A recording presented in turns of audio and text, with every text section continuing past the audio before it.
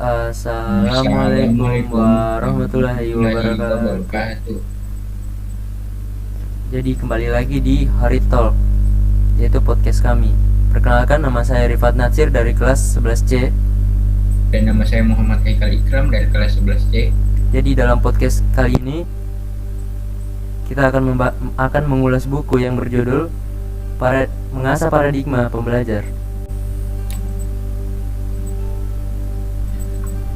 Jadi buku ini berjudul Mengasah Paradigma Pembelajar. Ditulis oleh Andreas Hareva dan diterbitkan oleh PT Gradient. Buku ini terbit pada bulan September tahun 2003 dan memiliki halaman sejumlah 111 halaman. Buku ini memiliki 8 daftar topik. Yang pertama yaitu membahas tentang perspektif pembelajaran, yang kedua menemukan kembali makna belajar, yang ketiga terlahir sebagai pembelajar, yang keempat konteks pembelajaran, yang kelima mengenali gaya belajar, yang keenam memahami ragam kecerdasan, yang ketujuh pembelajaran orang dewasa, dan yang ke-8 e-learning.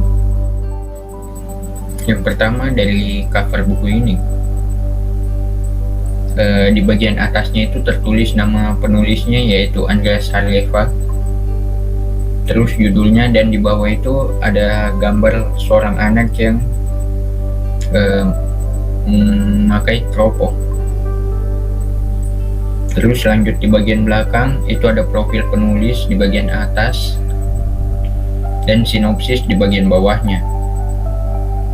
Jadi secara keseluruhan menurut saya sampul buku ini kurang menarik. Namun yang perlu diperhatikan dari buku ini memang isinya itu sangat dalam karena dipenuhi riset-riset ahli dan membahasnya secara detail. Buku ini berisi penekanan bahwa belajar merupakan proses umur hidup yang harus terus dilakukan manusia. Penulis buku ini resah dengan pola pikir masyarakat yang menganggap belajar hanya sekedar bersekolah. Karena belajar dianggap identik dengan bersekolah, maka mereka yang sudah selesai bersekolah dianggap telah selesai belajar. Pemahaman semacam ini mungkin tidak sepenuhnya kita sadari, namun beroperasi secara nyata dalam masyarakat kita. Contohnya para sarjana yang harus membaca sejumlah buku referensi untuk menuntaskan skripsi di dunia persekolahan dulu. Ketika sudah diwisuda, mulai berhenti membaca buku. Akibatnya, ketika usia kaum terpelajar itu bertambah, kemampuan belajar mereka dari hidup dan kehidupan justru menyusut. Melalui buku ini penulis mengajak kita untuk menumbuhkan kesadaran akan hakikat kita sebagai makhluk pembelajar atau learning being yang tidak cuma belajar untuk hidup tetapi hidup untuk belajar, berubah, berkembang, dan bertumbuh menjadi diri kita yang terbaik.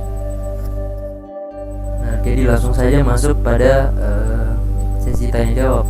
Untuk pertanyaan pertama yaitu pembahasan apa yang paling kau sukai dalam buku ini? Silahkan.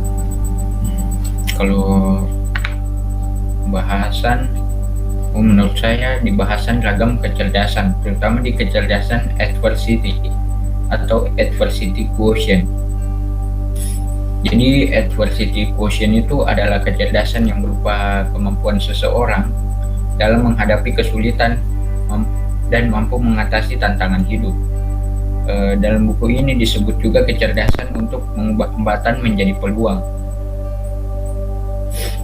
Jadi di buku ini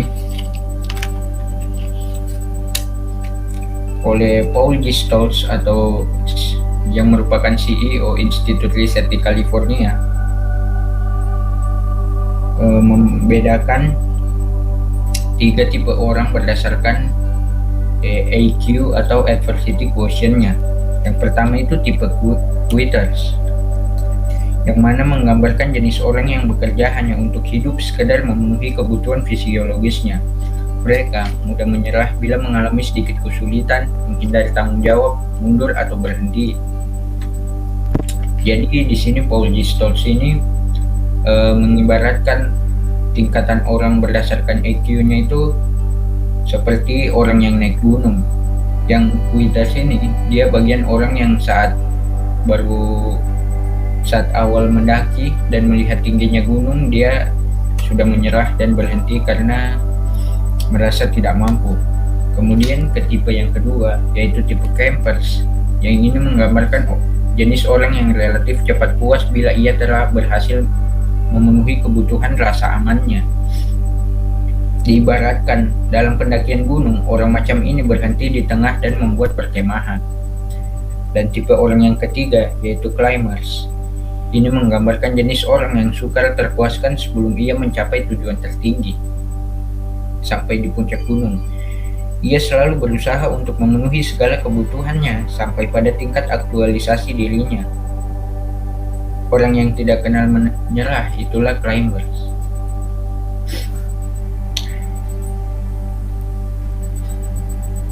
Jadi Stoltz ini mengatakan bahwa mereka yang ber-IQ rendah atau quitter selalu berkutat di seputar soal pemenuhan kebutuhan fisiologisnya atau kebutuhan primer, jadi yang penting hidup.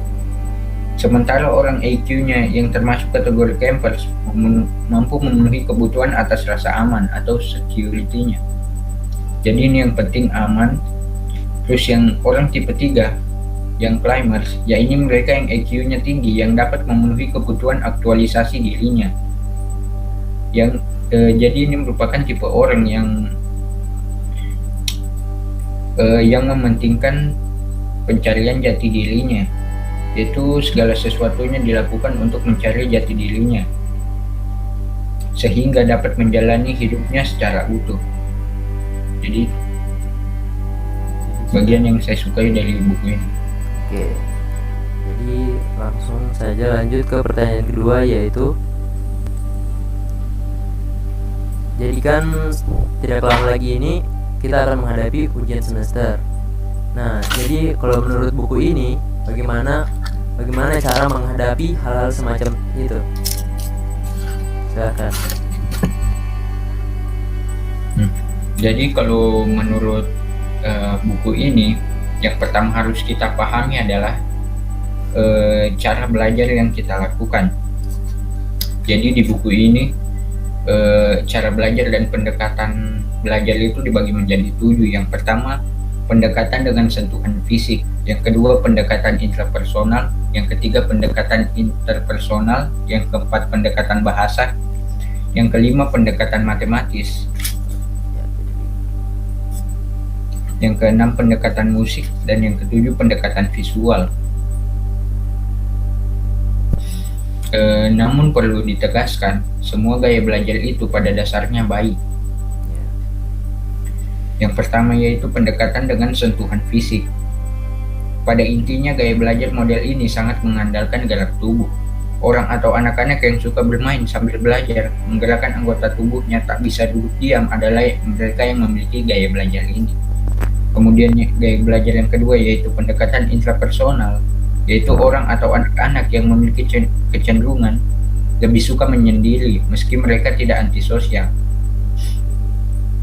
Terus gaya belajar yang ketiga yaitu pendekatan interpersonal, yaitu orang atau anak-anak yang suka berkelompok, memecahkan masalah temannya bersama-sama adalah mereka yang belajar dengan cara ini. Yang keempat yaitu pendekatan bahasa, orang atau anak-anak yang menyukai kegiatan membaca buku dan menulis menunjukkan gaya belajar ini. Yang kelima yaitu pendekatan matematis. Ya ini jelas dari katanya, orang atau anak-anak yang menyukai segala sesuatu yang memerlukan perhitungan, angka, garis, dan logika adalah mereka yang belajar dengan cara ini. Yang keenam yaitu pendekatan musik, yaitu orang atau anak-anak yang belajar dengan cara ini menunjukkan respon spontan bila mendengarkan suara musik atau nyanyian. Yang ketujuh yaitu pendekatan visual, orang atau anak-anak yang belajar dengan cara ini menyukai tampilan dalam bentuk gambar, tontonan yang tampak secara visual. Jadi yang terpenting dari gaya belajar dan dalam menghadapi ujian semester, yaitu si pembelajar mampu memahami gaya belajarnya masing-masing sehingga dapat belajar secara lebih efektif dan lebih sesuai dengan keunikan dirinya. dengan sendiri. Dengan mengetahui gaya belajar, maka seseorang dapat mengambil inisiatif dan dapat mengembangkan dirinya secara terus-menerus. Jadi itu menurut buku ini cara menghadapi ujian semester dan hal-hal semacam itu. Oke, baik. Nah, jadi itu adalah ulasan dari Haikal dari buku yang berjudul Mengasah Paradigma Pembelajar.